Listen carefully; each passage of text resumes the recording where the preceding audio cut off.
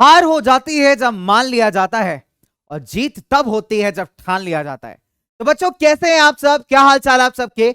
उम्मीद है अच्छे होगे, स्वस्थ होगे, चुस्त और दुरुस्त होगे, और साथ ही साथ बेटा अब तो कमर कस चुके होगे, है ना। वो क्या है ना, कहते हैं कि एक बड़ा पुराना ये एक तरीके से तजुर्बा रहा है, एक पुराना एक्सपीरियंस रहा है कि भैया सोशल साइंस की जब बात आती है तो बच्चे इन महीनों में, खासकर जो लास्ट के महीने होते हैं ना बोर्ड एग्जाम से पहले, उसमें सुपर एक्टिव हो जाते हैं, सुपर डुपर एक्टिव हो जाते हैं, और साथ ही साथ तलाशने लगते हैं कि सर वो क्वेश्चंस बता दो सर, बस इंपॉर्टेंट बता दो सर, मतलब जो आप बता दो सर एक बार पेपर में आ जाए तो मजा ही आ जाए, है ना। और कुछ बच्चे ऐसे होते हैं जो चाहते हैं कि सर हम ऐसा क्या करें कि ये जो टॉपर है ना, मतलब ये जो कहते हैं ना टॉपर्स, ये टॉपर सर पता नहीं क्या लिख करके चले आते हैं एसएसटी के पेपर में कि इनके पूरे में पूरे नंबर आ जाते हैं। सर ऐसा क्या करें, हम ऐसा क्या डिफरेंट कर दें कि अभी हमारा सब्जेक्ट यार, हमारे भी नंबर जो है ना एकदम ऐसे ही आने चाहिए। तो देखो आज क्या है ना, आज का पूरा वीडियो बेटा लास्ट तक देखना, जरूरी है, इंपॉर्टेंट है, क्योंकि इस वीडियो के अंदर भले ही चैप्टर आपका ज्योग्राफी का फर्स्ट क्यों ना हो, रिसोर्सेज एंड डेवलपमेंट, लेकिन जो स्ट्रैटेजी बताऊंगा ना आपको वो काम आने वाली है पूरे एसएसटी में। और मैं इसलिए बता पा रहा हूं आपको बिकॉज खुद की अपनाई हुई, अपने खुद के बोर्ड एग्जाम्स में लिखी हुई, प्रैक्टिस की हुई, ट्राइड एंड टेस्टेड स्ट्रैटेजी है, जिसने मेरे लिए काम किया, वर्क किया, और उम्मीद है बच्चों कि आपके लिए भी काम करेगी। ठीक है, आसान है, बेसिक है। बहुत सारे बच्चे इस बात को पकड़ नहीं पाते कि एसएसटी के अंदर सर हम लिख करके बहुत आते हैं लेकिन नंबर नहीं मिलते।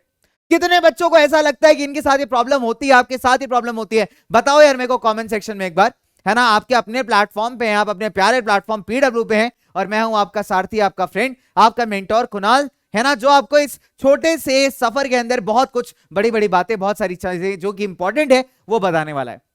चलो, तो कितने बच्चे ऐसे हैं जिनके साथ ये प्रॉब्लम आती है कि सर पेपर में हम बहुत कुछ लिख के आते हैं लेकिन हमें टीचर नंबर नहीं देते? क्या कभी आपने ये ढूंढा कि नंबर क्यों नहीं देते? क्या क्या कभी आपने अपना आंसर एनालाइज किया, कभी अपने एरर एनालाइज किया कि अगर 5 नंबर का क्वेश्चन था तो तुम्हें 3 ही क्यों मिले, 5 क्यों नहीं मिले? बेटा इन सबके पीछे ये नहीं है कि आपने कितना लिखा, फर्क इस बात से ज्यादा पड़ता है कि आपने कैसे लिखा। ठीक है, आपने कितना लिखा सिर्फ वो मैटर नहीं करता एसएसटी के अंदर, आपने कितना लिखा उससे मतलब नहीं है, आपने क्या लिखा और कैसे लिखा उससे ज्यादा मतलब है। मान के चलो 5 नंबर के क्वेश्चन में तुम 8 पॉइंट लिख करके आगे, बट क्या वो 8 पॉइंट रेलिवेंट थे? क्या उन 8 पॉइंट्स में प्रेजेंटेशन था? क्या उन 8 पॉइंट्स वो पॉइंट्स थे जो एनसीईआरटी आपसे मांग रही है, जो सीबीएसई आपसे मांग रहा है? अगर नहीं है बेटा तो नंबर नहीं मिलने वाले। ठीक है, कटु सत्य मैं आपको बता रहा हूं क्योंकि अभी फ्लैटरिंग करने का टाइम जा चुका है, बिल्कुल, है ना। और बहुत जरूरी है कि आपको रियलिटी से आपको पहचान करवाई जाए, आपका रियलिटी से भाई आपको इंट्रोड्यूस करवाया जाए। चलिए, आप मेरे सामने मेरे पीछे एक मॉडल आंसर शीट देख सकते हो, शायद आपको दिख रही होगी बहुत ही क्लियर तरीके से मॉडल आंसर शीट। बच्चे ये वो आंसर शीट है जो कि सीबीएसई ने भी अपने वेबसाइट पे अपलोड की हुई है। उस बच्चों की आंसर शीट है जिन्होंने एसएसटी के अंदर पूरे नंबर स्कोर किए हैं। ये मैं इसलिए नहीं लेकर के आया ताकि इससे आप आंसर याद करिए, नहीं, इससे समझिए और सीखिए कि बच्चे सीबीएसई का डिमांड क्या है, आपसे किस तरीके का पेपर, किस तरीके का आंसर सीबीएसई चाहता है।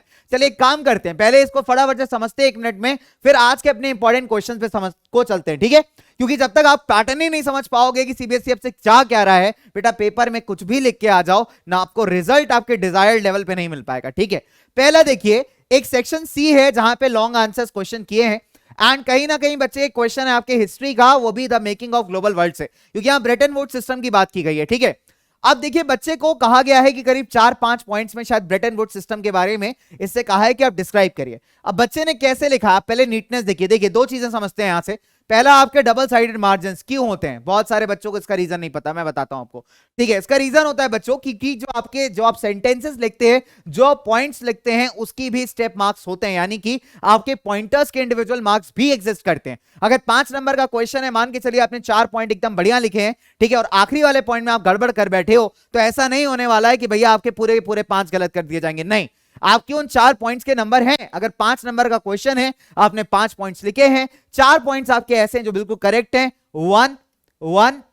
यहां पे एक बार पेन चेंज करता हूं मैं यहां पे। ठीक है, तो मैं किस तरीके से मार्किंग की जाएगी आपकी, यहां पे 1 दिया, यहां पे 1 दिया, यहां पे 1 दिया, यहां पे 1 दिया, ठीक है, और लास्ट पॉइंट गलत है, उस पर नंबर आपको नहीं दिया, और यहां पे मैंने आउट ऑफ 5 मैंने आपको 4 मार्क्स यहां पे दे दिए। ठीक है, सिंपल है। अब जब टोटलिंग की जाती है ना बच्चों, तो आप क्या करते हैं, जब कभी कभी इन मार्जिन का ध्यान नहीं रखते, तो सारी खिचड़ी यहीं पे पकती है। और उस केस में ऐसा भी होता है जब टोटल किया जाता है पेपर को, तो वहां पे आपके बहुत सारे इंपॉर्टेंट मार्क्स मिस हो सकते हैं, समझे। तो इसलिए बहुत जरूरी है कि अगर मार्जिन अवेलेबल है तो बहुत अच्छी बात है, नहीं अवेलेबल है तो प्लीज एक साइड पे ड्रॉ जरूर कर लीजिएगा, राइट हैंड साइड पे। लेफ्ट हैंड साइड तो अवेलेबल रहता है, जिससे आपके जो मार्क्स है फाइनल अमाउंट जब टोटल किया जाए फाइनल नंबर, तो कहीं पे भी आप मिस आउट ना करो। दूसरी इंपॉर्टेंट बात, जिस सेक्शन का पेपर है, जिस सेक्शन का क्वेश्चन है, उसी में अटेम्प्ट करिए। ऐसा मत करो कि सेक्शन सी का क्वेश्चन सेक्शन बी में अटेम्प्ट कर रहे हो, सेक्शन बी का क्वेश्चन सेक्शन डी में अटेम्प्ट कर रहे हो। नहीं आता है, कुछ स्पेस वेकेंट छोड़ दीजिए, बाद में जाके उसको अटेम्प्ट कर लीजिएगा, लेकिन सेक्शंस के क्वेश्चंस को मिक्स एंड मैच मत करना। बी का क्वेश्चन आपने सी में नहीं करना है, इस बात को बिल्कुल क्लियर एंड कट समझ लीजिए, ठीक है। दूसरी इंपॉर्टेंट बात मैं आपसे बात करता हूं, आंसर्स को पॉइंट्स में लिखना बहुत जरूरी है। देखो भाई साहब, देखो एकदम सच से सीधी सीधी बात है बेटा, फ्लो चार्ट्स, आपके डायग्राम्स, ये सारी चीजें आपके आंसर को एनहांस करते हैं। ध्यान से समझिए इस बात को, आपके आंसर को इनहांस करते हैं। लेकिन अगर मैं ये कहूं कि सिर्फ वही करके आओगे और नंबर पूरे मिल जाएंगे बच्चे, तो ये बात भी सच्चाई नहीं है, ठीक है। वो आपके आंसर्स को बहुत बढ़िया बना देंगे, एनहांस कर देंगे और जबरदस्त बना देंगे, लेकिन आपको नंबर मिलते हैं इन पॉइंटर्स पे, यानी कि इन पॉइंटर्स के थ्रू ही आपको आंसर लिखने हैं, पॉइंट्स में आंसर लिखने हैं। एनसीईआरटी लैंग्वेज को फॉलो करना है, बहुत इंपॉर्टेंट है बेटा, एनसीईआरटी लैंग्वेज को फॉलो करना, ठीक है, जरूरी है। तो आपका 5 नंबर का क्वेश्चन है, 5 पॉइंट लिखिए आप, चाहे 1 2 3 4 5 आप ऐसे लिख दो, या डॉट्स बना दो, या स्टार बना दो, किसी भी तरीके से आप यहां पे लिख सकते हैं, ठीक है। और साथ ही साथ आपको लगता है कि कुछ अच्छा पॉइंट है तो उसको आप यहां पे हाईलाइट कर सकते हो, जैसे यहां पे बच्चे ने किया है, ब्रेटन वुड कॉन्फ्रेंस को अंडरलाइन किया है, इंटरनेशनल मॉनेटरी फंड आईएमएफ को अंडरलाइन किया है, वर्ल्ड बैंक को अंडरलाइन किया है। तो ये आपके हाईलाइटर्स हैं, जो आपके मेन जो पॉइंट्स हैं, जो आपके पॉइंट्स में जो इंपॉर्टेंट बातें कही गई हैं, जिस बात पे आपने पॉइंट लिखा है, उसको यहां पे बच्चे ने अंडरलाइन करके हाईलाइट किया है। तो ये कुछ तरीके हैं आपके प्रेजेंटेशन ऑफ आंसर के, जो कि एसएसटी के पेपर में होना चाहिए, अगर आप ये डिजायर रखते हैं कि आपको नंबर पूरे मिले, ठीक है। तो पहले चीज तो ये था, एक आंसर शीट का एनालिसिस बहुत जरूरी होता है। उसके बाद हम बात करते हैं कि और किस तरीके से आप आंसर को सुंदर बना सकते हैं, खूबसूरत बना सकते हैं। वहां पे काम करते हैं आपके सब हेडिंग्स। देखिए कैसे काम करते हैं। फॉर एग्जांपल, मुझसे पूछा गया कि what are the causes of land degradation. मान के चलिए what are the causes of land degradation, ये मेरा क्वेश्चन था, ठीक है। मेरा क्वेश्चन है कि what are the causes of land degradation, ठीक है। What are the causes of land degradation, ये मेरा यहां पे क्वेश्चन है, ध्यान से समझिएगा इस चीज को, ठीक है। What are the causes of land degradation, okay. अब क्या है कि इसको, इस क्वेश्चन को बहुत अच्छा बनाना है, बहुत बढ़िया बनाना है। जैसे मैंने कभी, जब मैं I used to write my answers, how I used to write it, देखो मैं हमेशा ऐसे लिखता था, ये मेरा आंसर है, ठीक है। पहला मैं हेडिंग डालता हूं, यहाँ पे हेडिंग क्या पूछा है, कॉजेज ऑफ लैंड डिग्रेडेशन। मैंने क्या किया, एकदम मस्त हेडिंग डाला यहाँ पे, कॉजेज, ठीक है, ऑफ लैंड डिग्रेडेशन, ये मेरा हो गया हेडिंग, ठीक है। तो यहां पे मैंने एग्जामिनर को बहुत क्लियर कर दिया कि भैया देखो यही मेरा क्वेश्चन है जिसके बारे में मैं आंसर करने वाला हूं, ठीक है। अब यहां दो ऑप्शंस हैं, यहां तो मैं इसको नंबर 1 डालूं और यहां पे पहला कॉज डालूं, नंबर 2 डालूं, सेकंड कॉज डालूं, थर्ड डालूं, फोर्थ डालूं, ठीक है। तो जितने भी कॉजेज मेरे पास हैं, जो भी अवेलेबल हैं, उनको यहां सिंपल नंबर डाल के यहां पे मेंशन कर सकता हूं। और या तो इसको और बढ़िया बनाना है, तो मैंने क्या किया, पहला कॉज डाला ओवर ग्रेजिंग, ठीक है। अब मैंने क्या किया, ओवर ग्रेजिंग को यहां पे थोड़ा सा एक्सप्लेन कर दिया। ओवर ग्रेजिंग मेरा फर्स्ट पॉइंट है, यहां पे मैंने ओवर ग्रेजिंग को एक्सप्लेन किया, ठीक है, कि सर्टेन स्टेट्स में ओवर ग्रेजिंग के चलते जो है लैंड डिग्रेडेशन हुआ है। फिर मैंने दूसरा पॉइंट डाला यहां पे माइनिंग, ठीक है। मैंने कहा कि भैया माइनिंग के चलते बहुत सारे ऐसे स्टेट्स हैं जहां पे लैंड डिग्रेडेशन हुआ है। फिर मैंने कहा कि ओवर इरिगेशन, ठीक है, जैसे पंजाब एक बहुत अच्छा एग्जांपल है जहां पे ओवर इरिगेशन के चलते क्या हुआ है भैया, लैंड डिग्रेडेशन हुआ है। तो मैंने ओवर इरिगेशन को भी एक्सप्लेन कर दिया। और मेरे पास चौथा पॉइंट था यहाँ पे डिफॉरेस्टेशन, तो मैंने कहा कि भाई डिफॉरेस्टेशन के चलते ऐसा बहुत ज्यादा पॉसिबल हुआ है कि सर्टेन स्टेट्स में यहां पे क्या हुआ है, लैंड डिग्रेडेशन पॉसिबल हुआ है।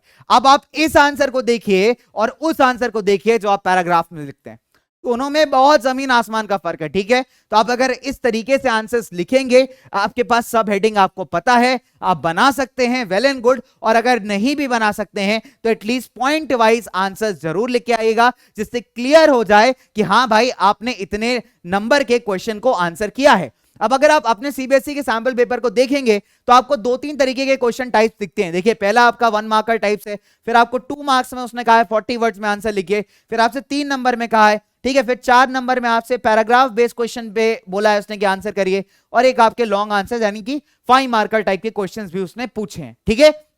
तो आपको जितना वर्ड लिमिट वहां पे दिया गया है उसके हिसाब से आंसर करना भी बहुत ज्यादा जरूरी है। ये नहीं कि भैया 40 वर्ड का आपको पूछा गया है आंसर, आप 120 वर्ड लिख करके आ रहे हैं, नहीं बेटा, उसमें अपना टाइम वेस्ट करोगे, आगे क्वेश्चन पेपर को कंप्लीट नहीं कर पाओगे। 40 वर्ड्स का आंसर है, ट्राई करिए, लिमिट करिए उसको 40 शब्दों में लिखने का, दैट इज वेरी इंपॉर्टेंट। ठीक है, चलिए तो स्टार्ट करते हैं कुछ हमारे 1 मार्कर्स से। 1 मार्कर्स को करेंगे, उसके बाद हम कुछ 2 मार्कर्स 3 मार्कर्स पे आएंगे, पैराग्राफ बेस्ड क्वेश्चन पे आएंगे और असर्शन रीजन भी करेंगे। तो ये सारे के सारी वैरायटी के क्वेश्चंस बच्चों यहां पे करने वाले हैं और क्या पॉसिबिलिटीज और बन सकती है वो भी हम लोग यहां पे सीखेंगे। ठीक है, तो आपके पास भी 10 सेकंड का टाइम है। मैं चाहता हूं कि सारे के सारे बच्चे यहां पे कमेंट सेक्शन के अंदर मेरे को आंसर करते चलें साथ के साथ। अब मेरे को यह देखना है कौन से बच्चे का आंसर सारा करेक्ट होने वाला है। जो मेरे को सबसे बढ़िया आंसर मिलेगा, I am sure gonna take that बच्चेस shout out the name in the next session. ठीक है, चलिए तो पहला क्वेश्चन है कि on the basis of origin, origin के बेसिस पे रिसोर्सेज को कितने भागों में क्लासिफाई किया जा सकता है?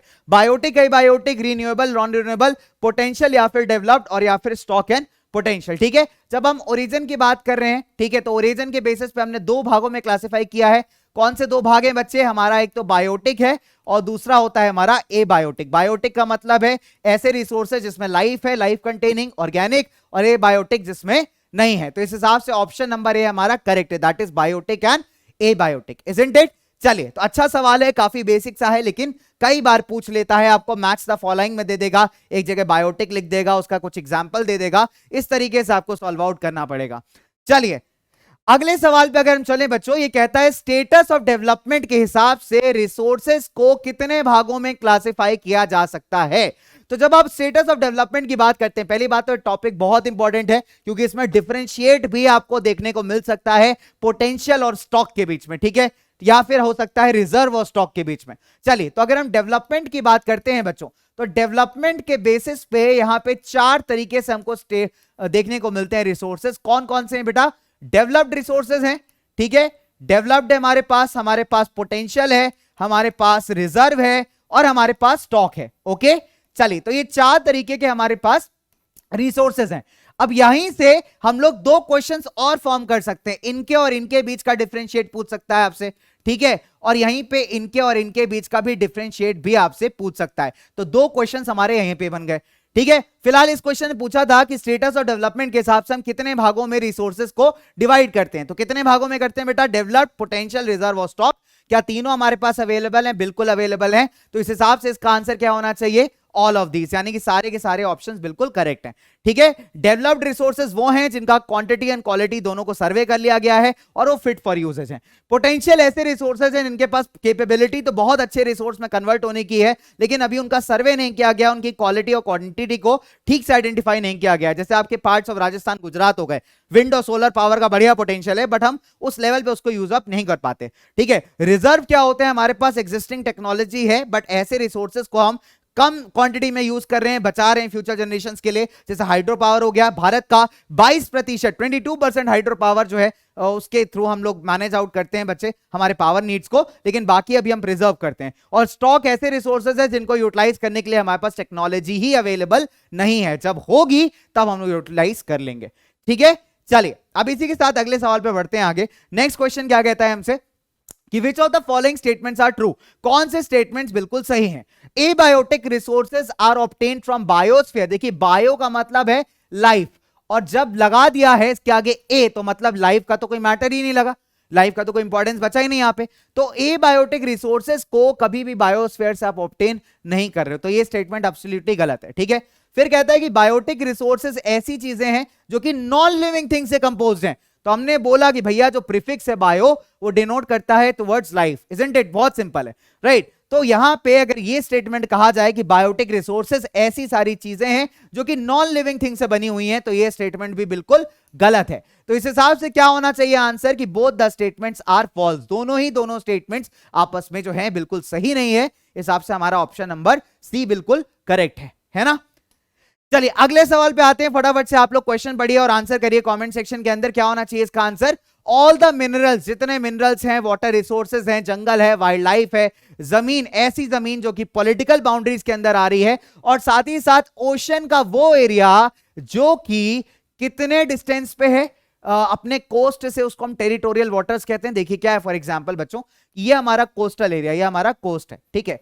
अब इस कोस्ट से अगर 12 नॉटिकल माइल्स तक का एरिया आप देखेंगे, है ना, अगर 12 नॉटिकल माइल्स तक का एरिया आप देखेंगे तो ये किसी भी कंट्री के बॉर्डर के अंदर आता है। इसको हम दूसरी भाषा में टेरिटोरियल वाटर्स भी कह सकते हैं। तो इन्होंने आपसे डिस्टेंस ही पूछा था, 4 ऑप्शंस थे आपके पास, 20, 25, 15 या 12। तो करेक्ट आंसर क्या है बच्चों? 12 nautical miles, option D is correct, ठीक है।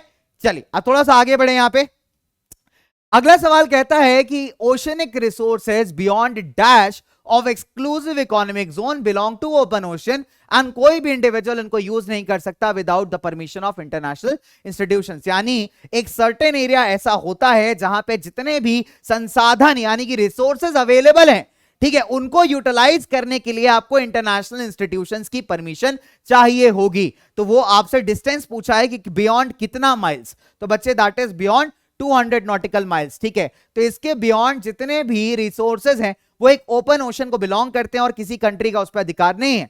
हालांकि यहां पे एक बहुत अच्छी बात आती है, आपसे ये क्वेश्चन पूछ सकता है कि which country has the authority to mine manganese nodules from Indian Ocean, तो वो है बच्चे हमारा भारत। तो एक अच्छा सवाल है बच्चों, आपसे पूछा जा सकता था, ठीक है।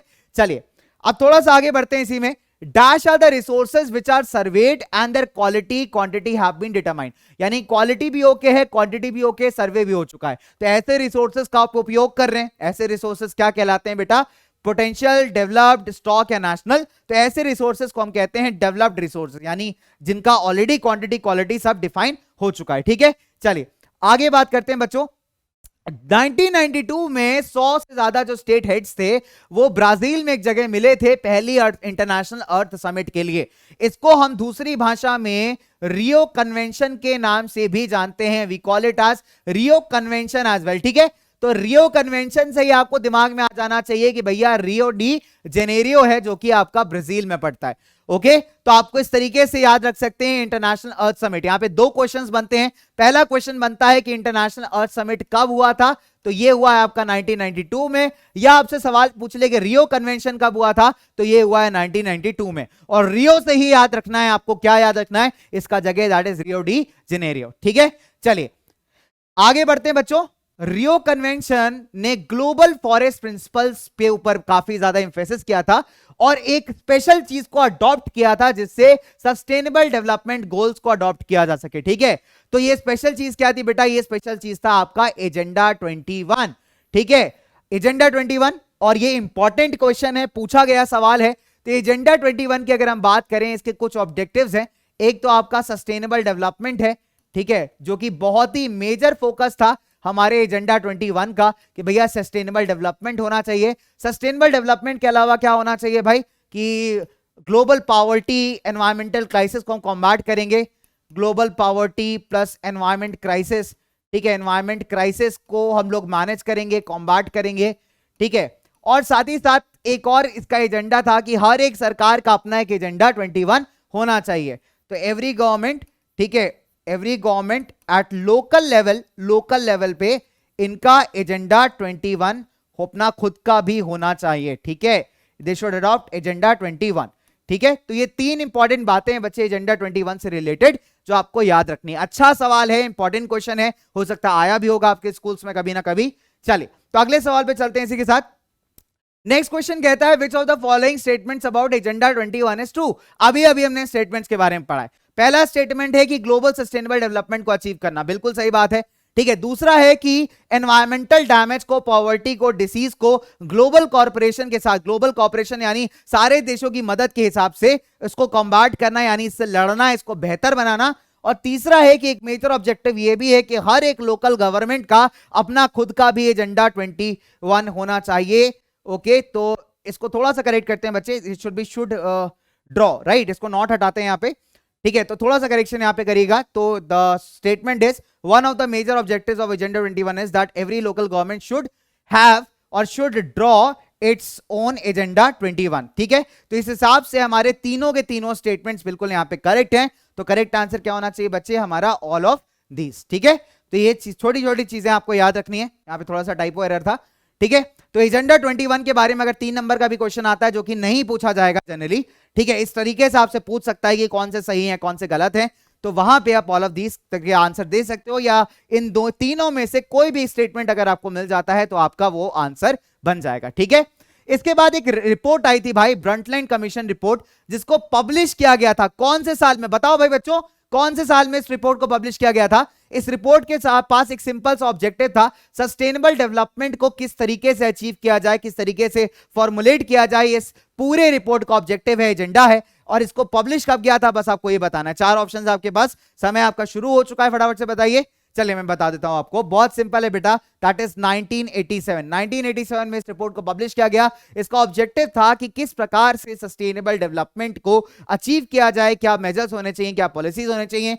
चलिए, जब सस्टेनेबल डेवलपमेंट की बात करते हैं तो बेटा ये अपने आप में एक सवाल है 1 नंबर का। ठीक है, सस्टेनेबल डेवलपमेंट का मतलब क्या होता है? जो प्रेजेंट टाइम में आप डेवलपमेंट कर रहे हैं उसमें हम लोग एनवायरमेंट को ख्याल रखें, एनवायरमेंट को डैमेज ना करें, और साथ ही साथ जो हमारी आने वाली जनरेशंस हैं उनके नीड्स के साथ भी हम लोग कॉम्प्रोमाइज ना करें, राइट? तो ऐसा कोई भी डेवलपमेंट कहलाता है आपका सस्टेनेबल डेवलपमेंट। 1 नंबर का क्वेश्चन है और 1 नंबर क्वेश्चन है, तो दोनों चीजें याद रखना है यहां पे। ठीक है, चलिए आगे बढ़ा जाए बच्चों इसी सिलसिले में।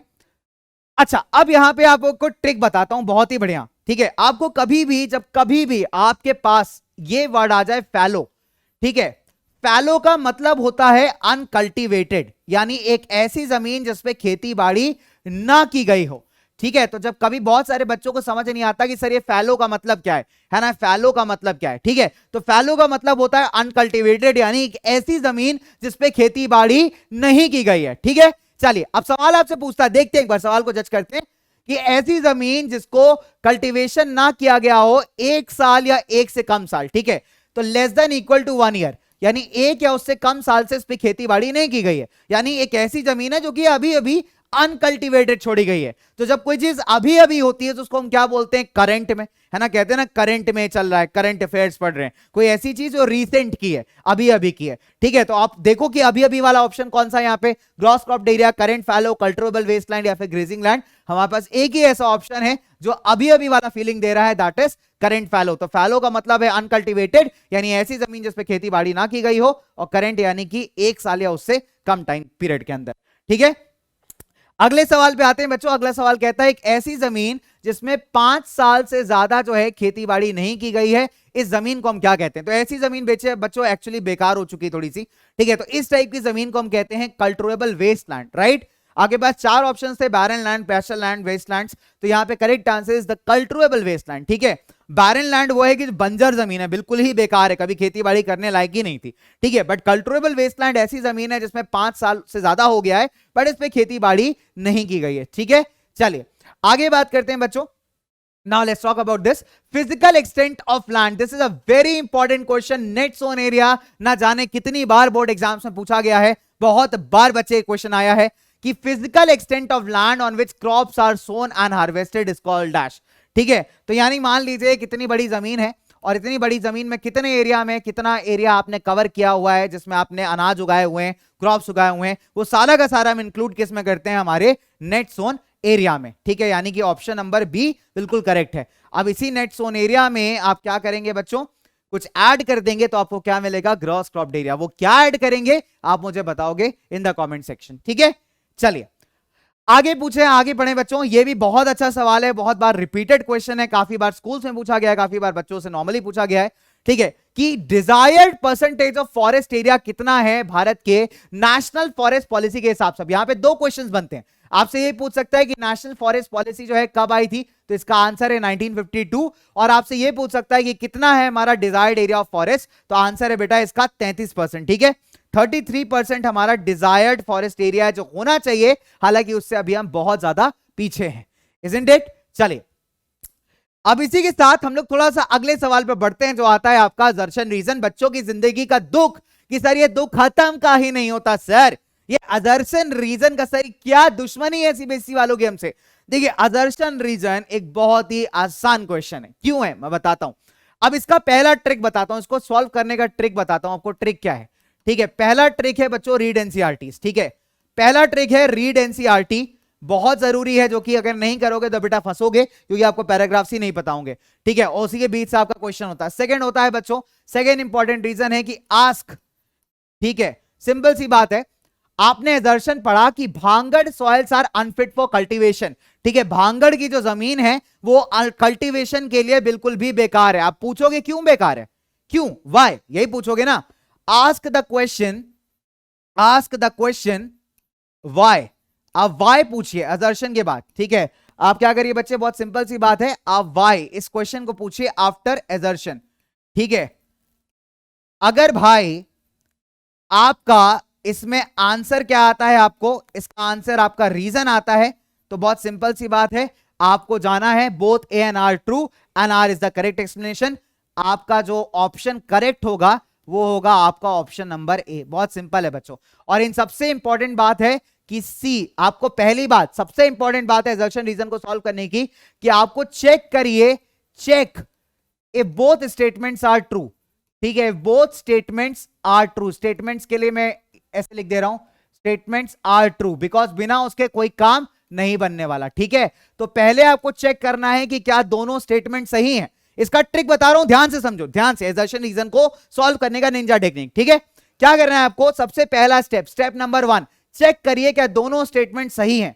पहला स्टेटमेंट चेक करते हैं, bhangar soils are unfit for cultivation, बिल्कुल सही स्टेटमेंट है, खादर ज्यादा अच्छी होती है, ठीक है। भांगड़ सॉइल्स में कंकड़ नोड्यूल्स होते हैं, ये भी हमने पढ़ा है, बिल्कुल सही स्टेटमेंट है, यानी दोनों स्टेटमेंट सही हैं, ठीक है। तो अगर दोनों स्टेटमेंट सही हैं तो आपके ऑप्शन सी और डी तो एलिमिनेट हो गए, ठीक है, क्योंकि इसमें कहा है ए इज फॉल्स, इसमें कहा है आर इज फॉल्स, ऐसा सही नहीं है, हमारे पास दोनों ही स्टेटमेंट सही हैं। तो देखिए आपके दो ऑप्शन तो यही एलिमिनेट हो गए।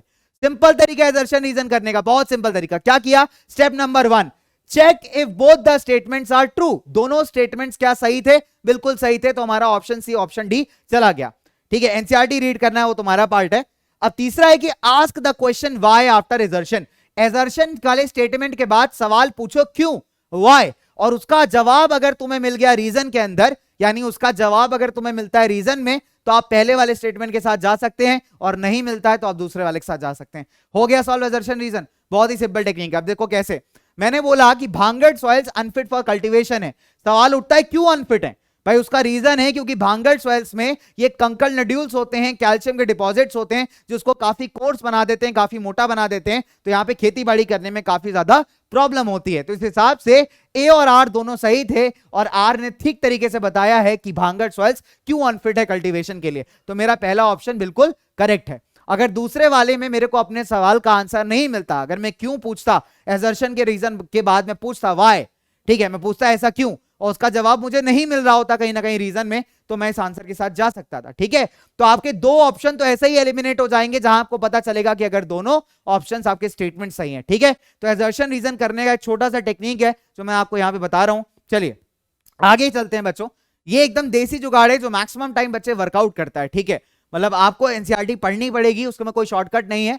चलिए अब इस टाइप का क्वेश्चन भी पूछा गया, हमने सैंपल पेपर में देखा है, पिछले कुछ ईयर्स के पेपर में भी देखा है कि आइडेंटिफिकेशन वाला क्वेश्चन, यहां पे आपको सॉइल टाइप को आइडेंटिफाई करना है। क्या आइडेंटिफाई करना है, पहली चीज कि ऐसी सॉइल है जो कि इग्नियस और क्रिस्टलाइन रॉक्स में डेवलप करती है, लो रेनफॉल के एरियाज में, eastern and southern parts of Deccan plateau में। तो ऐसी सॉइल कौन सी है बच्चे, ऐसी सॉइल है हमारी रेड और येलो सॉइल, ठीक है। तो रेड और येलो सॉइल बच्चे यहां पे ऑप्शन करेक्ट है। अब इसको सॉल्व करने का तरीका बताता हूं। इसके सॉल्व करने का तरीका है भाई सॉइल चार्ट बनाना, ठीक है। सॉइल चार्ट आप नहीं बनाओगे तो काम आपका नहीं बनेगा। तो पहला इंपॉर्टेंट है आपका सॉइल चार्ट बनाना। यहाँ पे सॉइल टाइप्स मैंने एक चैप्टर कराया भी हुआ बच्चे, वन शॉट लेक्चर में ये कवर्ड भी है सॉइल चार्ट, ठीक है। सॉइल टाइप्स इंपॉर्टेंट है, ठीक है। सॉइल टाइप्स आप यहाँ पे लिखिए कि कौन कौन से सॉइल हैं, इनका नाम यहाँ पे आ जाएगा और इनके प्रॉपर्टीज यहाँ पे आ जाएंगे, ठीक है। तो इनके प्रॉपर्टीज और इनका नाम, ये दोनों चीजें इंपॉर्टेंट है बेटा, ठीक है। फिर उसके बाद कोई भी आंसर करना सॉइल रिलेटेड आपके लिए बहुत आसान है। फिलहाल इसका करेक्ट आंसर था रेड एंड येलो सॉइल, ठीक है। चलिए हम लोग थोड़ा सा आगे बढ़ेंगे इसके बाद। तो बेटा जैसे मैंने आपसे कहा था कि इससे आगे हम लोग बढ़ते हैं ना, तो अभी क्या देखा हमने कि सॉइल रिलेटेड कोई भी क्वेश्चन अगर अपने पास आता है तो उसको सॉल्व करने का निंजा टेक्निक है इस चैप्टर के लिए। सिंपल सी बात है, ठीक है, कि सॉइल का एक बढ़िया सा चार्ट हमारे पास होना चाहिए। अगर आपके पास नहीं है तो आप, मैंने कहा कि बच्चे एक वन शॉट लेक्चर लिया था ऑलरेडी, पीडब्ल्यू पे ही है वो लेक्चर, तो वहां से भी आप उस सॉइल चार्ट को देख सकते हैं। उसके बाद कितना भी मतलब कहीं से भी क्वेश्चन आ जाना सॉइल रिलेटेड, सॉइल की प्रॉपर्टीज रिलेटेड, तो आप आराम से सॉल्व कर पाओगे, ठीक है। चलिए थोड़ा सा आगे बढ़ते हैं यार बच्चों, इसी सिलसिले में थोड़ा सा आगे बढ़ा जाए, नेक्स्ट क्वेश्चन देखा जाए। अच्छा चलो, अब आता है सवाल यार 40 वर्ड्स वाले क्वेश्चन का, कि 40 वर्ड्स के क्वेश्चन को किस तरीके से आंसर करना है। ठीक है, तो ऐसे क्वेश्चन जनरली आपको 2 नंबर में पूछे जाएंगे।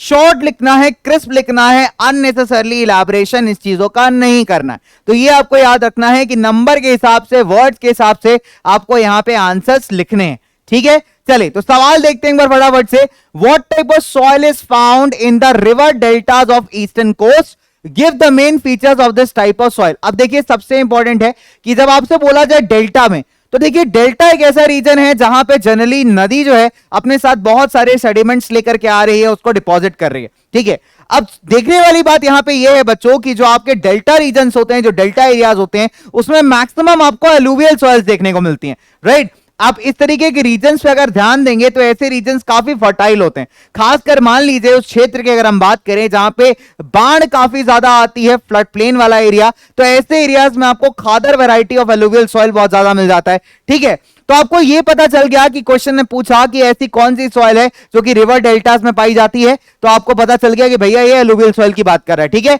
अब अलुवियल सॉइल केस ने पूछा है कि 3 मेजर फीचर्स बताइए। आपको शॉर्ट में आंसर करना है, पॉइंटर वाइज आंसर करना है, क्रिस्प रखना है आंसर को। ठीक है, पहला फीचर है कि भैया ये काफी फर्टाइल सॉइल है। ओके, काफी उपजाऊ सॉइल है, फर्टाइल है, तो बच्चे कल्टीवेशन के लिए काफी अच्छी रहेगी। इसके बाद अगर हम बात करें तो इसमें बहुत सारे क्वांटिटी में आपको सैंड, सिल्ट और क्ले यानी एसएससी मिल जाता है। ठीक है, तो आप याद रखिए कि एलुवियल सॉइल में आपको क्या मिलता है, एसएससी मिलता है। एसएससी एग्जाम भी होता है ना बच्चों, तो एसएससी से याद रख लो कि भैया सोशल साइंस भी होता है, तो आपको एलुवियल सॉइल में क्या मिलता है, मिलता है सोशल साइंस यानी कि सैंड, सिल्ट और क्ले। ठीक है, इसके अलावा अगर हम बात करें एलुवियल सॉइल में अच्छी क्वांटिटी में पोटाश, लाइम, फास्फोरस। ठीक है, तो इसको आप पीआईएल करके याद रख सकते हो। ठीक है, बहुत सिंपल है बच्चे, पीएलआई हो गया, पीएलपी हो गया, पीएलआई तो पीआईएल तो नहीं होगा।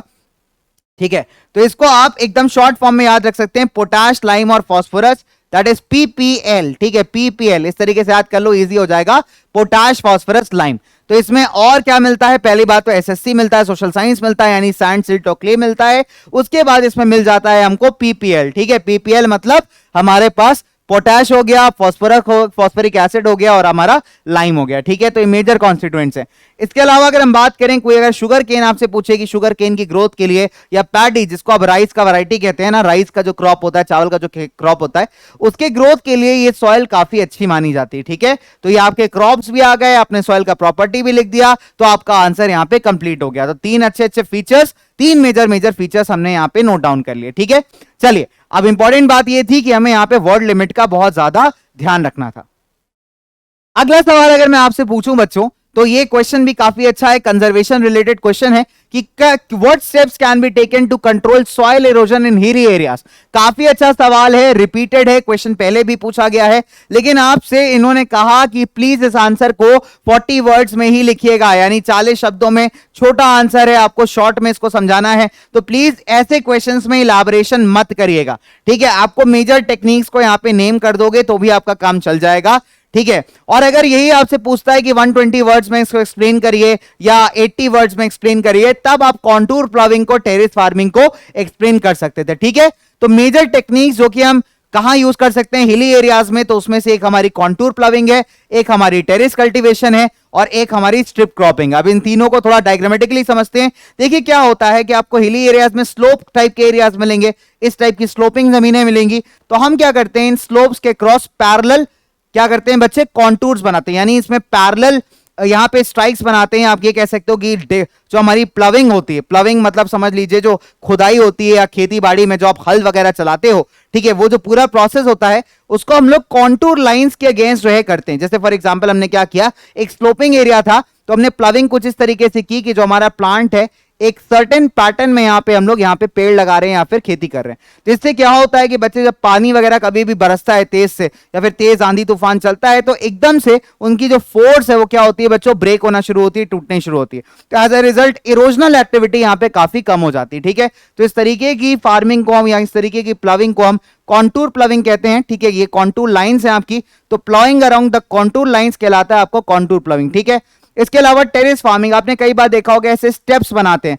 फार्मर्स है ना, ऐसे सीढ़ियां होती है ना, तो ऐसे सीढ़ियां बनी होती हैं कई तरीके से, यानी जो जमीन होता है उसका कटाई, उसकी खेती बाड़ी इस तरीके से की जाती है कि जब आप देखोगे पहाड़ी इलाकों में तो आपको लगेगा कि जो पूरा खेत है उसको ऐसे सीढ़ी के फॉर्म टाइप में कट किया हुआ है, राइट, स्टेयर्स के फॉर्मेट में कट किया हुआ है। तो इस टाइप के कल्टीवेशन को हम क्या कहते हैं बच्चे, टेरेस कल्टीवेशन कहते हैं। इसका भी ऑब्जेक्टिव बहुत सिंपल है, ठीक है, कि भैया जो इरोजनल एक्टिविटी है उसको कंट्रोल करने में काफी ज्यादा, बहुत ज्यादा यूजफुल है, ठीक है।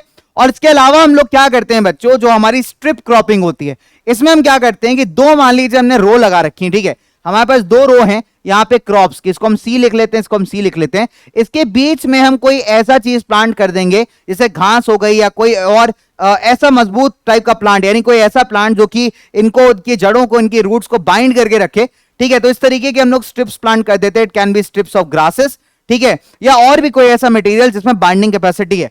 तो इसमें होता क्या है बच्चों की, जब कभी भी पानी बरसता है या तेज वाटर इरोजन के चांसेस होते हैं तो इन सारे चांसेस को मिनिमाइज करता है, राइट, कैसे जड़ों को एकदम मजबूत रख के, होल्ड करके, तो जाट जब कभी भी ऐसा इरोजनल एक्टिविटी पॉसिबल हो रहा हो या कभी भी बारिश बहुत तेज हो रही हो, बहुत ज्यादा हैवी रेनफॉल हो, तो ऐसे केसेस में प्लांट्स खराब ना हो, इरोजन टेक प्लेस ना करे और आपका सॉइल को कंजर्व किया जा सके, ठीक है। तो इस टाइप की आपको चीजें मिल जाती हैं, strip cropping, terrace cultivation, contour ploughing, जो मेजरली आप देखने को मिलता है आपके हिली एरियाज के अंदर या फिर स्लोपिंग एरियाज के अंदर, ठीक है।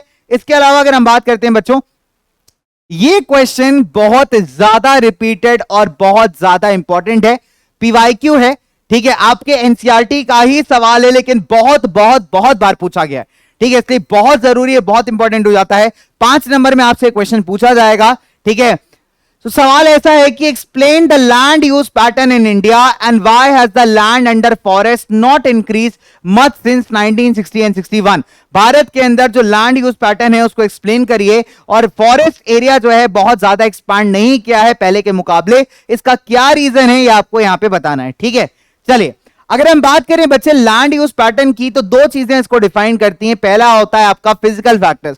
फिजिकल फैक्टर्स मतलब लैंड जो है उसका टोपोग्राफी कैसा है, उसका रिलीफ कैसा है, यानी प्लेट्यू एरिया है, पहाड़ी इलाका है, प्लेन एरिया है, कोस्टल एरिया है, ये बहुत हद तक डिफाइन करता है कि उस जमीन को किस प्रकार से यूटिलाइज किया जाएगा, राइट। चलिए, और इसके अलावा अगर हम बात करें सॉइल टाइप्स कैसा है, इसके बाद कुछ ह्यूमन फैक्टर्स भी होते हैं, जैसे पॉपुलेशन डेंसिटी कहता है कितना है, कितने लोग वहां रहते हैं, इसके अलावा टेक्नोलॉजी कितनी है, ठीक है, उसको एक्सेस करने की, वहां का लोकल कल्चर और ट्रेडिशन क्या है। कई बार ऐसा होता है कि जो ट्राइबल लैंड्स होते हैं बच्चे, वो लोगों के लिए बहुत सीक्रेट माने जाते हैं, वहां की कम्युनिटी के लिए बड़े इंपॉर्टेंट होते हैं, तो वहां पे डेवलपमेंट एक्टिविटीज करना थोड़ा मुश्किल हो जाता है, राइट।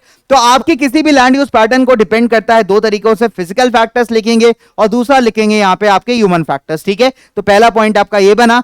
दूसरा पॉइंट बना बच्चों, जो नेट जोन एरिया का पैटर्न है वो भी एक स्टेट से दूसरे स्टेट में काफी ज्यादा वेरी करता है। जैसे अगर आप पंजाब वगैरह की बात करेंगे तो यहाँ पे मैक्सिमम 80% एरिया जो है वो आपका नेट जोन एरिया है, मतलब वहां पे आप देखोगे कि खेती बाड़ी होती है ना। पंजाब और हरियाणा के 80% एरिया में आपको एग्रीकल्चर देखने को मिलेगा, लेकिन यही अगर आप कंपेयर करोगे अरुणाचल प्रदेश के अंदर या मिजोरम के अंदर या मणिपुर के अंदर या फिर अंडमान निकोबार के अंदर, तो यहां पे जो इनका नेट जोन एरिया है, यानी टोटल फिजिकल एरिया जहां पे खेती बाड़ी की जा रही है, वो करीब 10% ही है। तो आप देख सकते हो कि variety of net zone area काफी ज्यादा ग्रो करता है, डिफरेंट करता है, डिफर करता है आपके area to area wise, right. यानी जो प्लेन एरियाज हैं वहां पे आपको जमीन एग्रीकल्चर के अंदर ज्यादा मिलेगी। अगर आप लैंड यूज पैटर्न को देखेंगे तो मैक्सिमम जो आपका एरिया है नॉर्दर्न प्लेन्स का, आप देख पाओगे कि वहां पे जमीन को एग्रीकल्चर यानी खेतीबाड़ी के लिए यूज किया जा रहा है, राइट। और वही अगर आप भारत के नॉर्थ ईस्टर्न इलाकों में जाओगे, हिस्सों में जाओगे, तो यहां पे आपको फॉरेस्ट कवर थोड़ा ज्यादा देखने को मिलेगा। चलिए, इसके बाद अगर हम बात करते हैं फॉरेस्ट एरिया की, तो फॉरेस्ट एरिया भारत के अंदर जो डिजायर्ड फॉरेस्ट एरिया है, यानी नेशनल फॉरेस्ट पॉलिसी के हिसाब से अगर हम देखें तो जो डिजायर्ड एरिया होना चाहिए वो 33% होना चाहिए, लेकिन ये अभी काफी ज्यादा कम है, ठीक है। चलिए, इसके बाद अगर हम बात करें बच्चे, माना जाता है कि भाई फॉरेस्ट बहुत जरूरी है कि नहीं, कि किस वजह से, ताकि इकोलॉजिकल बैलेंस को आप मेंटेन कर पाएं। इसके बाद बच्चों अगर हम बात करें, कुछ एरिया ऐसा है जिसको आपने वेस्टलैंड प्रिफर कर दिया है, और वेस्टलैंड वो जमीन है जिसको आपने बहुत सारे यूजेज के लिए भी डाला हुआ है। यानी एक तो वेस्टलैंड वो है जो किसी काम की नहीं है, खासकर एग्रीकल्चर तो बिल्कुल काम की नहीं है। कुछ हिस्सा इसका ऐसा भी है जो आपने नॉन एग्रीकल्चर यूजेस के लिए यूज किया हुआ है। नॉन एग्रीकल्चर यूजेस का मतलब है आपने रेलवेज बना दिए, इंडस्ट्री बना दी, शॉप्स बना दी, दुकानें बना दी, स्कूल्स बना दिए, लोगों के रहने के लिए घर बना दिए। तो ये सारा एरिया ऐसा है जो कि नॉन एग्रीकल्चर यूज के अंडर काउंट किया जाता है, ठीक है। इसके अलावा अगर हम बात करें बच्चों, ऐसा भी एरिया आएगा जो कि डेजर्ट एरिया है या सूखा यानी ड्राई रीजन है, एरिड एरिया है, या फिर बहुत ज्यादा पथरीला इलाका है जो किसी काम का नहीं है, तो ऐसा एरिया भी बच्चे आपके वेस्टलैंड्स के अंडर में कंसिडर कर सकते हैं, राइट। यानी ऐसा एरिया जिसका यूटिलाइजेशन हम कहीं कर ही नहीं पा रहे। इसके अलावा अगर हम बात करें बच्चे, बहुत समय से हम लोग क्या करते जा रहे हैं कि लैंड को यूटिलाइज करते जा रहे हैं बिना किसी प्रॉपर कंजर्वेशन मेजर्स के, जिसके चलते जो हमारी जमीन है वो क्या हो गई है बेटा, डिग्रेड हो गई है, राइट। तो कुछ मल्टीपल फैक्टर्स हैं जिसके थ्रू हमारा लैंड यूज पैटर्न डिफर करता है। अब इसमें अगर आप देखोगे लैंड यूज पैटर्न के रिस्पेक्ट में एनसीईआरटी में एक पाई चार्ट बना है 1960-61 का लैंड यूज पैटर्न और करंट लैंड यूज पैटर्न को डिस्कस करता हुआ। अगर उस पाई चार्ट को बच्चा ड्रॉ आउट कर सकते हैं तो आपके लिए बड़ा बेनिफिशियल हो जाएगा, और नहीं भी कर सकते हैं तो कोई दिक्कत नहीं है, ठीक है। हालांकि उस अगर फ्लो चार्ट को आप देखोगे तो बेटा आप ये भी देखोगे कि जो हमारा land put to non agriculture uses है उसमें काफी ज्यादा बच्चे उसमें आप देख सकते हो कि ग्रोथ हुआ है, ठीक है। इसके अलावा अगर हम बच्चों बात करें कि ये सवाल बड़ा अच्छा है 3 मार्कर्स के लिए कि ऐसे कौन से रीजंस हैं, ऐसे कौन से प्रॉब्लम्स हैं जो कि indiscriminate use of resources by man के द्वारा जनरेट हुए हैं, यानी हम लोगों ने इतना ज्यादा गलत तरीके से एक्सप्लॉइट कर लिया है रिसोर्सेज को, इतना ज्यादा संसाधनों को ओवर यूज कर डाला है जिसके चलते वो डिप्लीट हुए हैं, उसके चलते कुछ प्रॉब्लम जनरेट हुई हैं। आपके एनसीईआरटी से ही क्वेश्चन है बच्चों ये, ठीक है। पहली बात तो ये कि क्या है कि भाई बहुत सारे रिसोर्सेज यहां पे डिप्लीट हो गए हैं यानी कम हो गए हैं। इसके अलावा जिनके पास पैसा है, जिनके पास पावर है, उनके पास रिसोर्सेज ज्यादा हैं, जिनके पास नहीं है वो बेचारे इन रिसोर्सेज को एक्सेप्ट नहीं कर पा रहे हैं, इनका यूटिलाइज नहीं कर पा रहे हैं। तो इसके चलते सोसाइटी में 2 कैटेगरी क्रिएट हो गई हैं, हैव्स और हैव नॉट्स, यानी जिनके पास है और जिनके पास नहीं है, या फिर ये कहें कि एक इंसान जो कि काफी अमीर है और दूसरा काफी गरीब है। इसके अलावा अगर हम बात करें बच्चे, बहुत सारे ग्लोबल इकोलॉजिकल क्राइसिस आपको देखने को मिलते हैं, लाइक ग्लोबल वार्मिंग हो गया, ओजोन लेयर डिप्लीशन हो गया, एनवायरमेंटल पोल्यूशन हो गया। ये भी कहीं ना कहीं ये सारे प्रॉब्लम्स हैं जो कि इनडिस्क्रिमिनेट यूज ऑफ रिसोर्सेज के चलते आपको हमारे करंट सिनेरियो में देखने को मिल जाते हैं। अच्छा सवाल है, 3 नंबर में आपसे पूछ सकता है, 80 वर्ड्स का आंसर आपसे पूछ सकता है कि 80 वर्ड्स में आप अपना आंसर लिखिए। इंपॉर्टेंट क्वेश्चन है बच्चों, पूछा गया है पिछले कुछ सालों में, ठीक है, रिसोर्सेज एंड डेवलपमेंट चैप्टर से। चलिए अब बात करते हैं इंपॉर्टेंट और वेरी इंपॉर्टेंट की। तो अगर इंपॉर्टेंट और वेरी इंपॉर्टेंट में मुझे वेरी इंपॉर्टेंट का टैग देना होगा तो यार मैं इसको जरूर दूंगा, ठीक है, क्योंकि वेरी इंपॉर्टेंट क्वेश्चन में एक ऐसा सवाल है जो आपने बहुत ज्यादा बार अपने स्कूल के टेस्ट के पेपर में देखा होगा, ठीक है। That is explain the major components of resource planning in India, ठीक है। रिसोर्स प्लानिंग इन इंडिया यहां पे इन लिख लेते हैं, ठीक है। यानी भारत के अंदर जो रिसोर्स प्लानिंग है उसका मेजर कंपोनेंट क्या होना चाहिए। एनसीईआरटी पॉइंट्स लिखने हैं बेटा आपको, ये 3 पॉइंट्स लिख के आ जाओगे इस आंसर में, आपको पूरे नंबर लाने से कोई नहीं रोक सकता। तो मैंने बच्चे आंसर्स ही इस हिसाब से डिजाइन किए हैं ताकि जब आप पेपर में लिख के आओ तो आपका नंबर कहीं भी ना कटे। समझ में आया बच्चा लोग? चलिए तो इसको समझते हैं। पहला ये है बेटा कि identification and inventory of resources. पहला जरूरी पार्ट ये है कि जिस भी रिसोर्स प्लानिंग करने से पहले जरूरी है कि किसी रीजन का सर्वे किया जाए, उसकी मैपिंग की जाए, फाइंड किया जाए कि किस क्वालिटी और किस क्वांटिटी में वहां पे रिसोर्स अवेलेबल है, ठीक है। तभी आप जाकर के वहां पे कुछ अपना टेक्नोलॉजी क्या लगेगा, कितना लेबर लगेगा, क्या प्लानिंग होनी चाहिए, किस हिसाब से हमको क्या क्या परमिशंस लगेंगी, फंडिंग कहां से आएगी, पैसा कौन देगा, ये सारी की सारी बातें सेकंड नंबर पे आती हैं। इससे पहले जरूरी है कि पहले आप एरिया की मैपिंग करिए, एरिया को सर्वे करिए, फाइंड करिए कि कितने क्वांटिटी में और कितने क्वालिटी में रिसोर्स अवेलेबल है। उसके बाद हमें डिसाइड करना पड़ेगा कि क्या प्लानिंग लगेगी, कौन से इंस्टीट्यूशंस की परमिशन चाहिए होगी, कितना खर्चा आएगा, कितनी टेक्नोलॉजी लगेगी, लेबर का स्किल क्या होना चाहिए, ये सारी की सारी बातें सेकेंडरी आ जाती हैं, ठीक है। और थर्ड और मोस्ट इंपॉर्टेंट पॉइंट है कि बच्चों बहुत जरूरी है कि जो भी आप रिसोर्स डेवलपमेंट कर रहे हो वो देश के ओवरऑल नेशनल डेवलपमेंट प्लान से मैच करना चाहिए, तभी आपका रिसोर्स प्लानिंग करेक्ट है बच्चों, अदरवाइज सारा धमठम गोपाल है, ठीक है।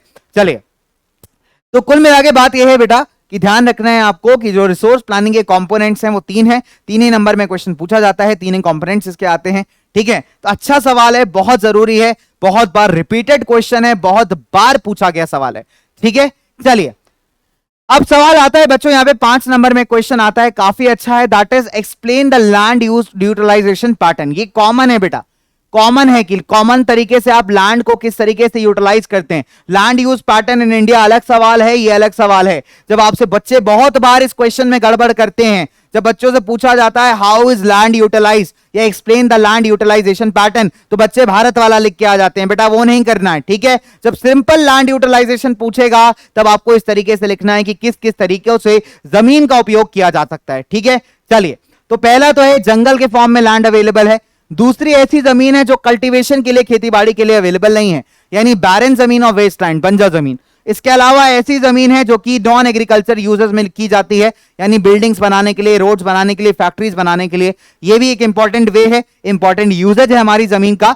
इसके बाद कुछ ऐसी अनकल्टिवेटेड जमीनें, ठीक है, जिसमें हम फैलो लैंड को इंक्लूड नहीं कर रहे हैं यहां पे कई बार, ठीक है। फैलो लैंड मैंने बताया किससे रिलेटेड है, एग्रीकल्चर से, यानी एक ऐसी जमीन जिसपे खेती बाड़ी ना की गई हो कुछ समय से, ठीक है। तो यहां पे हम अनकल्टिवेटेड लैंड्स की बात कर रहे हैं जिसमें खेती बाड़ी वाली जमीनों को इंक्लूड हम नहीं कर रहे, ठीक है।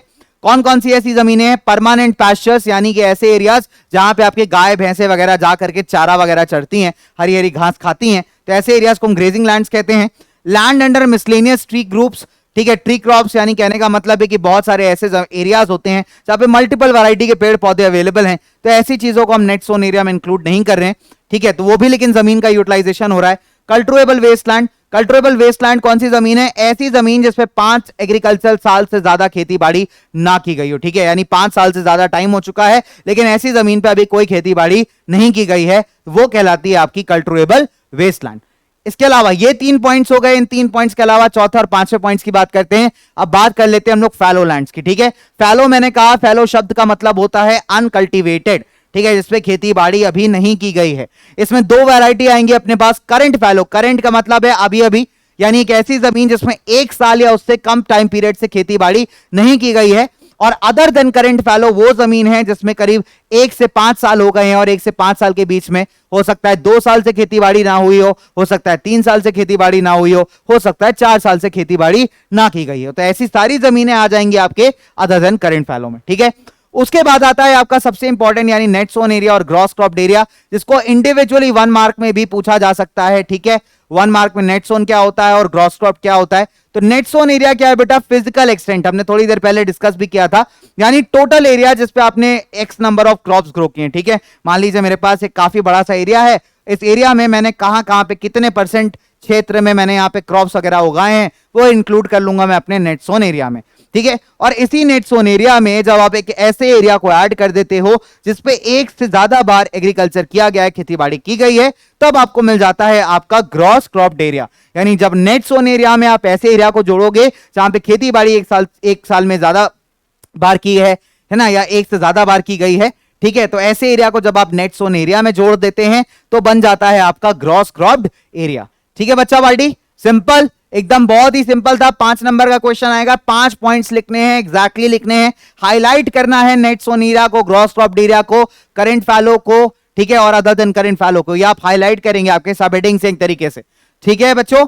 चलिए आगे बात करते हैं। अब आ जाते हैं हम लोग के हमारे लास्ट 2 क्वेश्चंस, यानी पैराग्राफ बेस्ड क्वेश्चंस पे, ठीक है। तो पैराग्राफ बेस्ड क्वेश्चंस यहां पे करने हैं हमें। अब इसके लिए क्या तरीका है, देखिए सबसे पहला मैं आपको हमेशा से कहता हूं, इसका एक ट्रिक है जो बच्चे कभी फॉलो नहीं करते, और वो ट्रिक है सबसे मोस्ट इंपॉर्टेंट है, बेटा एनसीईआरटी को पढ़िए, एनसीईआरटी को रीड करिए, ठीक है, बहुत जरूरी है एनसीईआरटी को रीड करना। जब तक नहीं करोगे असर्शन, रीजन और पैराग्राफ वाले क्वेश्चंस आपके लिए हमेशा प्रॉब्लम क्रिएट करेंगे, ठीक है। चलिए अब यहां पे हम सीखेंगे कि किस माइंडसेट के साथ पैराग्राफ से क्वेश्चंस कई बार बनाए जाते हैं। तो बहुत जरूरी है उस माइंडसेट को भी पहचानना, ताकि आप समझ पाएं कि किस प्रकार के क्वेश्चंस बन सकते हैं, ठीक है। पहला काम है पैराग्राफ को बढ़िया तरीके से पढ़ना और उसके टॉपिक को आइडेंटिफाई करना, किस बारे में बात की जा रही है, ठीक है। बात करते हैं, देखते हैं बच्चों। Mining sites are abandoned after excavation work is complete, leaving deep scars and traces of overburdening. In states like Jharkhand, Chhattisgarh, Madhya Pradesh and Odisha, deforestation due to mining have caused severe land degradation. यानी कुल मिलाकर के अगर हम mining की बात करें या फिर हम बात करते हैं बच्चों यहाँ पे किसी और फैक्टर, यानी जैसे कि डिफॉरेस्टेशन ड्यू टू माइनिंग की, तो यहां पे कुल मिला के एक जो हमको सब्जेक्ट समझ में आ रहा है जो इस पूरे पैराग्राफ का है, वो यहां पे लैंड डिग्रेडेशन की बात की गई है, ठीक है। अब जैसे आपने पहचाना कि यहां पे बात की गई है लैंड डिग्रेडेशन की, तो आपसे 2 तरीके के क्वेश्चंस यहां पॉसिबल बना सकता है। पहला क्वेश्चन बनाएगा एक पर्टिकुलर स्टेट को लेकर, उसमें क्या रीजन है। दूसरा क्वेश्चन जो बना सकता है वो ये है कि कोई भी 2 रीजंस बताइए लैंड डिग्रेडेशन के, ठीक है। तो दो तरीके से आप इस पैराग्राफ को एक्सप्लोर कर सकते हो, या तो स्टेट स्पेसिफिक पूछेगा या तो इन जनरल पूरे टॉपिक से मिला करके आपसे क्वेश्चन पूछ सकता है, ठीक है। 4 नंबर का क्वेश्चन पूछेगा 1 + 1 और +2, ठीक है, ये इसका पैटर्न रहता है कि 1 नंबर का एक, 1 नंबर का एक, 2 नंबर का एक, इस तरीके से पैटर्न से आपसे 4 नंबर से क्वेश्चन पूछा जाता है। ठीक है, चलिए इसको समझते हैं। पहला तो states like Jharkhand, Chhattisgarh, Madhya Pradesh and Odisha deforestation due to mining have caused land degradation. ठीक है, तो इन स्टेट्स को मार्क कर लीजिए, झारखंड को, छत्तीसगढ़ को, एमपी को और आपके उड़ीसा को। तो एक रीजन तो मिल गया कि डिफॉरेस्टेशन हुआ है माइनिंग के चलते, इसलिए यहां पे प्रॉब्लम है। Gujarat, Rajasthan, Madhya Pradesh and Maharashtra, over grazing is one of the main reasons of land degradation. फिर इन स्टेट्स में और कौन सा प्रॉब्लम है कि भैया यहां पे ओवर ग्रेजिंग होती है। ठीक है, इसके अलावा पंजाब, हरियाणा, वेस्टर्न यूपी की बात करें तो ओवर इरिगेशन प्रॉब्लम है। तो 3 प्रॉब्लम्स हमने आइडेंटिफाई की। पहला प्रॉब्लम था माइनिंग के चलते डिफॉरेस्टेशन, दूसरा प्रॉब्लम था ओवर ग्रेजिंग, तीसरा प्रॉब्लम है ओवर इरिगेशन। ठीक है, जिसके चलते भैया वाटर लॉगिंग हो रही है, that leads to increase in salinity and alkalinity in the soil। ठीक है, यानी सॉइल आपकी बिल्कुल बेकार हो जाती है। इसके अलावा मिनरल प्रोसेसिंग जैसे कि grinding of limestone cement industry के लिए, या फिर कैल्साइट और सोपस्टोन हो गया सेरामिक इंडस्ट्री के लिए, इससे क्या जनरेट होता है, इससे बहुत ज्यादा क्वांटिटी में डस्ट जनरेट होती है। तो डस्ट जनरेशन एक और इंपॉर्टेंट पॉइंट मिला हमको, और ये क्यों हो रही है आपके सेरेमिक और लाइमस्टोन इंडस्ट्री, सीमेंट इंडस्ट्री में जो ग्राइंडिंग की जाती है मिनरल्स के, उसके चलते। इससे क्या होता है, it retards the process of infiltration of water into soil, यानी कि सिंपल सी बात है, जो पानी आसानी से सॉइल के अंदर जा सकता था, ग्राउंड वाटर लेवल को रिचार्ज कर सकता था, उसका जाना भी काफी कम हो गया है, बिकॉज इतना ज्यादा डस्ट आपस में उड़ रहा है। वो डस्ट जो है एकदम सेटल नहीं हो रहा बच्चा एनवायरमेंट के अंदर, तो एनवायरमेंट को भी पल्यूट कर रहा है, वाटर रिसोर्सेज को भी पल्यूट कर रहा है। ठीक है, इसके अलावा अगर हम बात करें रिसेंट ईयर्स में जो इंडस्ट्रियल एफ्लुएंट्स है, यानी इंडस्ट्रियल वेस्ट है, वो भी बच्चे एक बहुत बड़ा सोर्स बन गए हैं लैंड और वाटर पोल्यूशन का। तो यहां से आपको पहला मैंने कहा कि टॉपिक स्पेसिफिक क्वेश्चन पूछ सकता है, स्टेट स्पेसिफिक पूछ सकता है, और तीसरा आपसे इल इफेक्ट भी पूछ सकता है भाई इंडस्ट्रियल एक्टिविटीज का या फिर मिनरल प्रोसेसिंग का। ठीक है, तो बहुत सिंपल सी बात है। अब इससे रिलेटेड क्वेश्चंस देखते हैं। ठीक है, तो पहला क्वेश्चन आपसे जो पूछ सकता है कि cause of land degradation,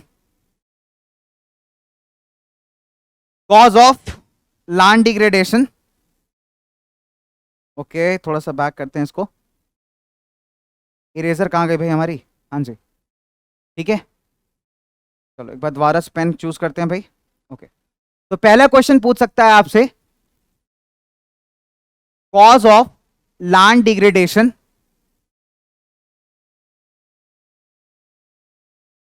in Punjab and Haryana, in Punjab and Haryana. ये हो गया भाई 1 मार्कर। इसका आंसर क्या है बच्चों? इसका आंसर है हमारा ओवर इरिगेशन। ठीक है, दूसरा पूछ सकता है बच्चे कॉज ऑफ लैंड डिग्रेडेशन,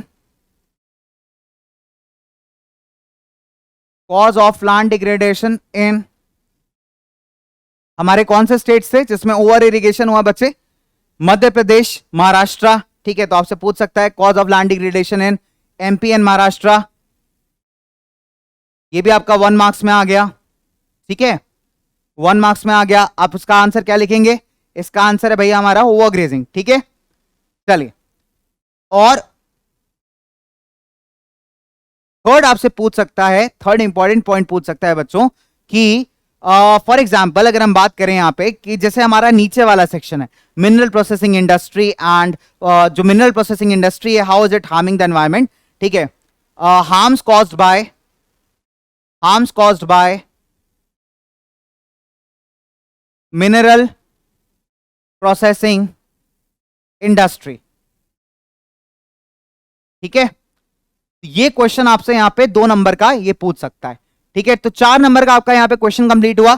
अब ये बहुत सिंपल है बच्चों कि यहां पे आपको क्या लिखना है? Mineral processing industry like grinding of limestone for cement and calcite and for ceramic generates huge quantity of dust in the atmosphere। ये आपका पॉइंट नंबर 1 होना चाहिए। पॉइंट नंबर 2 आप स्टार्ट करोगे, it retards the process of infiltration of water into soil after it settle down on the land. तो आपके 2 points हो गए। 2 नंबर का क्वेश्चन था, एग्जैक्टली आपने 2 पॉइंट्स में आंसर किया, आपको नंबर मिल गए पूरे 4 में 4। ठीक है, यहां पे इसका आंसर दिया, यहां पे इसका आंसर दिया। आप इसको कंप्लीट सेंटेंसेस में भी लिख सकते हैं। कई बार टीचर्स को ऐसा लगता है कि सर कंप्लीट सेंटेंसेस होने चाहिए। ठीक है, तो आप इसको लिख दीजिए, over irrigation is the main cause. ठीक है, आप इसको कंप्लीट करिएगा, is the main cause of, यहीं से कंप्लीट हो जाएगा ये, land degradation in Punjab and Haryana, आपका आंसर हो गया कंप्लीट। ठीक है, same way with over irrigation is the main cause of this in MP and Maharashtra. तो ये हो गया आपका आंसर वन सेंटेंस में कंप्लीट। और ट्राई करिएगा कि कंप्लीट सेंटेंसेस लिखिएगा। कई बार ऐसा होता है कि टीचर्स को ज्यादा पसंद है कि आप कंप्लीट सेंटेंसेस में आंसर करिए, तो अपने लिए नंबर कटवाने का कोई ऑप्शन मत छोड़ो, कंप्लीट सेंटेंसेस में यहां पे आंसर लिख दो। कुछ नहीं करना है, आपको मेजर पॉइंट पता है, उस पॉइंट को लिखिए, उसके बाद लगाइए इज द मेन, बस इज द मेन, बस आपको ये प्रीफिक्स याद रखना है, इज द मेन सफिक्स है बेसिकली, इज द मेन, बस ये फ्रेज याद रखिए, उसके बाद यहां से उठाइए और कॉपी मारिए, सिंपल। ठीक है, main point is the main, ये उठाइए सेंटेंस और कॉपी मारिए, हो गया आपका आंसर कंप्लीट। इस तरीके से आप आंसर फ्रेमिंग कर सकते हो। ठीक है, चलिए आज के लास्ट सवाल पे आते हैं, उसके बाद कुछ और इंपॉर्टेंट चीजें आपको बताऊंगा।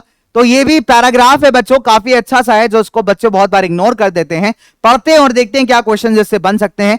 ठीक है, so at the international level the club of Rome advocated resource conservation for the first time in a systematic way in 1968। तो पहला एक नंबर का क्वेश्चन तो आपको यही बन गया। ठीक है, पहली बार जो हम कौन सा ऐसा इंस्टीट्यूशन था जिसने रिसोर्स कंजर्वेशन को सिस्टमैटिक वे में करने के लिए एडवाइस किया था, right. So that is one point, पहला सवाल आपका यहां बन रहा है। ठीक है, तो आप क्या कहेंगे, that is Club of Rome. एक नंबर का क्वेश्चन बन गया यहां पे, जो थोड़ा सा मैं यहां पे भाई चूज कर लेता हूं अपना बेटर पेन। ठीक है, तो एक नंबर का क्वेश्चन बन गया बच्चों आपसे। ठीक है, सिंपल है। उसके बाद अगर हम बात करें 1974 में जो गांधीयन फिलॉसफी थी उसको दोबारा से प्रेजेंट किया है शुमाकर ने अपनी बुक में, small is beautiful. Sure short question है बेटा, 1 मार्क का, श्योर शॉर्ट क्वेश्चन है बेटा यहां पे 1 मार्क का, कि भाई who is the author of the book small is beautiful. ये क्वेश्चन आया होगा आपके स्कूल एग्जाम्स में कई बार कि शुमाकर जो है वो आपके ऑथर हैं किसके, भाई स्मॉल इज ब्यूटीफुल के। या ये भी हो सकता है बच्चों आपके साथ ये भी पूछ सकता है कि बहुत सिंपल सी बात है कि गांधीयन फिलॉसफी को किसने रिप्रेजेंट किया है, कौन सी बुक में रिप्रेजेंट किया गया है, तो आप लिखेंगे वहां पे स्मॉल इज ब्यूटीफुल। इस क्वेश्चन को दो तरीके से पूछा जा सकता है, पहला आपसे ऑथर पूछ सकता है, दूसरा आपसे बुक पूछ सकता है कि कौन सी बुक में इसको बताया गया है, तो that is small is beautiful.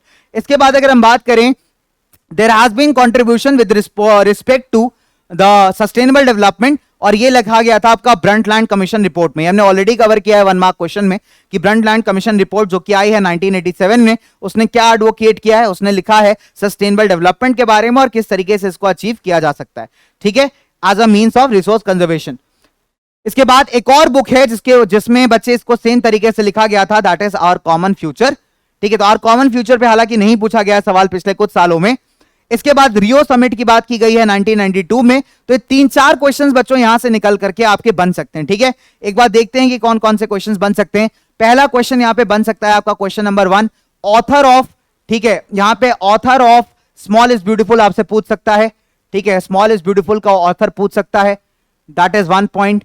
ठीक है, ये आपका 1 मार्क में पूछ सकता है। या फिर आपसे ये पूछ सकता है कि भाई ब्रंटलैंड कमीशन रिपोर्ट, ठीक है, ब्रंटलैंड कमीशन रिपोर्ट, ठीक है, इसके बारे में आपसे 1 मार्क्स में क्वेश्चन यहां पे बना सकता है। ठीक है, 1 मार्क्स में यहां पे क्वेश्चन आपसे बना सकता है। ठीक है, इसके बाद क्वेश्चन नंबर 3 की अगर मैं आपसे बात करूं तो बच्चे क्वेश्चन नंबर 3 आपसे रियो कन्वेंशन के बारे में पूछ सकता है 2 मार्क्स के लिए। ठीक है, क्योंकि रियो कन्वेंशन आपने पढ़ा है, यहां पे पैराग्राफ में मेंशन्ड है, तो रियो कन्वेंशन या फिर अर्थ समिट जिसको आप कहते हैं, इसके बारे में आपसे 2 नंबर का यहां पे क्वेश्चन आराम से बनाया जा सकता है। ठीक है, तो इस तरीके से बच्चे कभी भी जब हम पैराग्राफ की बात करते हैं तो बहुत इंपॉर्टेंट है कि पैराग्राफ के एसेंस को समझना। यहां पे हमने क्या सीखा कि पूरा पैराग्राफ कंजर्वेशन और सस्टेनेबल डेवलपमेंट के बारे में। इससे पिछले वाला पैराग्राफ किसके बारे में था, आपके भाई सिंपल सी बात है लैंड डिग्रेडेशन के बारे में। ओके बच्चा वार्डी, चलिए तो Brundtland commission report 1987 sustainable development पे बात करेगी। इसके ऑथर शुमाकर हैं। मैंने ये भी बताया कि गांधीयन फिलॉसफी को किस बुक में प्रेजेंट किया गया है, ये भी पूछ सकता है आपसे, तब आपका आंसर होगा स्मॉल इज ब्यूटीफुल। ठीक है, चलिए तो हालांकि बच्चों क्वेश्चन का सिलसिला तो कभी नहीं खत्म हो सकता। कुछ और इंपॉर्टेंट क्वेश्चंस जो आपके बन सकते हैं उनका मैं टॉपिक्स भी यहां पे मेंशन करता हूं। ठीक है, डिफरेंशिएट्स वाले हमने ऑलरेडी कर लिए हैं। इसके अलावा कुछ और आपसे जो पूछ सकता है वो है डिफरेंशिएट बिटवीन, ठीक है, डिफरेंशिएट बिटवीन आपके नेशनल और इंटरनेशनल रिसोर्सेस। ठीक है, नेशनल और इंटरनेशनल रिसोर्सेस।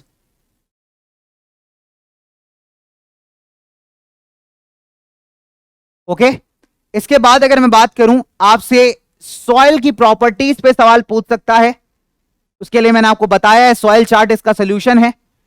तीसरा इंपॉर्टेंट क्वेश्चन जो बनता है बच्चों सॉइल इरोजन पे बनता है कि सॉइल इरोजन क्या होता है और इसके टाइप्स क्या होते हैं। सॉइल इरोजन एंड इसके टाइप्स क्या होते हैं। ये एक अच्छा क्वेश्चन है जो 5 मार्क्स में आपसे पूछ सकता है। तो ये 3 और ऐसे मेजर क्वेश्चन है बच्चों जो इस चैप्टर से क्रिएट किए जा सकते हैं, बनाए जा सकते हैं, ठीक है। और इसके बाद एक क्वेश्चन और इंपॉर्टेंट है कि why is resource planning essential, ठीक है, why is resource planning essential, ठीक है। तो रिसोर्स प्लानिंग एसेंशियल क्यों है, क्यों इंपॉर्टेंट है, ये क्वेश्चन आपसे पूछ सकता है 3 नंबर में। आप इसमें बताओगे, इसमें क्या पॉइंटर्स लिखोगे आप कि अनइक्वल डिस्ट्रीब्यूशन है, ठीक है। आप यहां पे अनइक्वल डिस्ट्रीब्यूशन को एक्सप्लेन करेंगे कि किस प्रकार से भारत में रिसोर्सेज अवेलेबल हैं बट वो सारी जगह अवेलेबल नहीं है, ठीक है। तो इस पूरे पॉइंट को बेटा आपको यहां पे एक्सप्लेन करना है, याद रखिएगा, ठीक है। चले तो बच्चों लोग ये आपके रिसोर्स एंड डेवलपमेंट के कुछ इंपॉर्टेंट टॉपिक्स से, कुछ इंपॉर्टेंट चैप्टर से, ठीक है। फाइनली इस क्लास को अपन वाइंड अप करते हैं, एंड अप करते हैं। मेरी मुलाकात होगी आपसे अगले इंपॉर्टेंट सवाल में, अगले इंपॉर्टेंट क्वेश्चंस में। तब तक के लिए जुड़े रहिए भाई, मिलता हूं आपसे अगले सवाल में। होपफुली आपको मजा आया होगा बच्चे, और जितने भी सवाल मैंने आपसे पूछे हैं प्लीज उसको जरूर से कमेंट सेक्शन में आंसर करिएगा, और जितने क्वेश्चंस बताए हैं बेटा इसको अच्छे से मेंटेन जरूर कर लीजिएगा, ठीक है। आपसे मुलाकात होगी नेक्स्ट लेक्चर में, नेक्स्ट टॉपिक में, नेक्स्ट इंपॉर्टेंट क्वेश्चंस में। तब तक के लिए हंसते रहिए, मुस्कुराते रहिए। मिलते हैं बच्चों साथियों इस जज्बे के साथ कि तोड़ेंगे, फोड़ेंगे और मिलकर मचाएंगे भाई in the board exams. Bye bye बच्चों, stay tuned with PW, bye.